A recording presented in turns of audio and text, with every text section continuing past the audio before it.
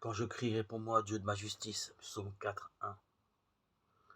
J'ai attendu patiemment l'Éternel, et il s'est penché vers moi, et a entendu mon cri. Psaume 41. Beaucoup de chrétiens ont pensé, une fois ou l'autre, que leur prière semblait se heurter au silence de Dieu. Comment vivre ces silences, cette non-réponse apparente à nos prières? À cet égard, les auteurs des psaumes sont pour nous un exemple. Ils n'ont pas baissé les bras, au contraire, leur prière s'est faite plus instante.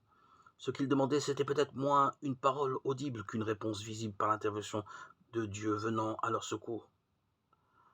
Ce silence apparent de Dieu nous apprend à faire la différence entre nos pensées personnelles et celles du Seigneur.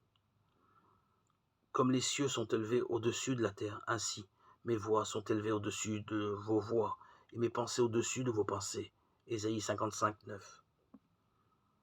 Le silence de Dieu nous conduit à prendre une place plus juste devant lui dans la confiance pour attendre sa délivrance, sans désespérer car nous savons qu'il nous aime. Il répondra au bon moment et de la meilleure manière.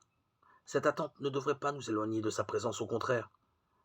David, auteur de plusieurs psaumes, disait « Au mauvais jour, Dieu me tiendra caché dans le secret de sa tente, il m'élèvera sur un rocher » Psaume 27, 5.